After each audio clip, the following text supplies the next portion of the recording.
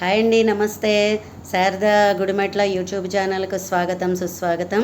ఈరోజు మా పిన్ని గారు మనకి పూసలతో అనేక రకాలైన వర్క్స్ నేర్పిస్తారు. అందులో భాగంగా ముందుగా ఇవాళ స్టార్ ఎలాగా చెయ్యాలో మనకి నేర్పిస్తారు. ఆవిడ అనేక రకాలైన క్రాఫ్ట్లు తయారు చేస్తారు పూసలతోటి. ఇంకా అన్ని రకాలుని ఇవే అని కాదు, అన్నీ కూడా అమ్మలాగే పిన్ని కూడా అన్నీ చాలా బాగా తయారు చేస్తుంది.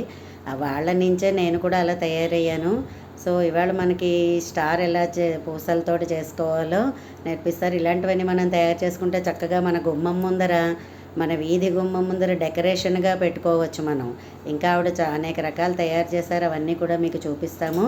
ప్రస్తుతం మనం ఈ స్టార్ ఎలా చేయాలో ఆవిడ నేర్పిస్తారు, చూద్దామా రండి. హాయ్ అండి, నువ్వు చెప్పు, నువ్వు అడుగు. దీనికి ఏం కావాలి? 2 రంగుల పూసలు, మనకి ఏ కలర్ కావాలంటే ఓకే. తర్వాత వైరు, సూది, సన్నటి వైరు, సూది. ఇప్పుడు ఫస్ట్ మనం ముందు 6 పూసలు ఒక రంగులు తీసుకోవాలి. అవి ఇలాగా రౌండ్గా అన్నీ గుచ్చి ముడి వేసుకోవాలి. దీన్ని ఇచ్చేప్పుడు ఒక్కొక్క పూసకి 5 పూసలు ఎక్కించుకుని అలా రౌండ్గా దీనికి చుట్టూరా ఇలా వేసుకోవాలి. నేను ఇలా వేసానండి, వేసింది మీకు చూపిస్తున్నాను. ఫస్ట్ ఎరుపు రంగు, తర్వాత బ్లూ కలర్, తర్వాత రెడ్, బ్లూ, రెడ్. మళ్ళీ స్టార్లు కోణాలు బ్లూ కలర్లో వస్తాయి. ఓకే, అది కంప్లీట్ అయ్యాక ఇలా వస్తుంది. Wow, nice, super. చూసారండి ఎంత బాగా తయారైందోనో. స్టార్ మన గుమ్మాల దగ్గర పెట్టుకోవచ్చు, లేదంటే మనం పెద్ద పెద్ద పూజలు చేసుకున్నప్పుడు మన దేవుడి దగ్గర కూడా పెట్టుకోవచ్చు, దేవుడి పీఠం మీద పెట్టుకోవచ్చు. ఇప్పుడు అందరూ రకరకాలు వేసుకుంటున్నారు. ఇలాగ చూసారా, స్టార్ తయారు చేశారు ఆవిడ. అండ్ తర్వాత ఈ లక్ష్మీ కోలం అంటారు చూడండి, అదిగో అవన్నీ కోణాలు వస్తాయి. ఒక కోణంకి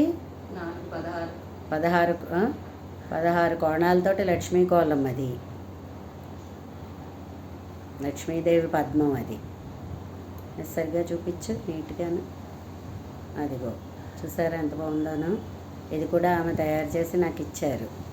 అండ్ దీని తర్వాత 6 4 24 కోణాలతోటి వస్తుంది.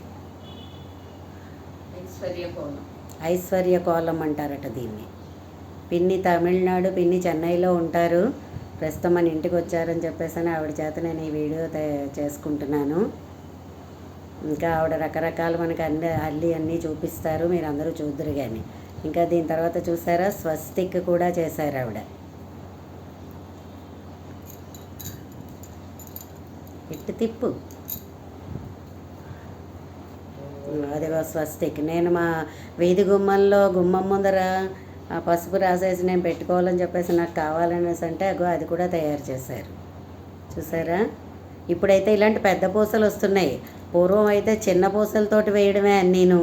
ఇంకా ఇప్పుడు ఈ వర్క్ అయితే మనం కొంచెం గమ్ముని తయారు చేసేసుకుంటున్నాం. కానీ అదిగో పూర్వం ఆమె తయారు చేశారు. సుమారు 25 సంవత్సరాల క్రితం తయారు చేసిన ఈ బొమ్మ చూడండి, అదిగో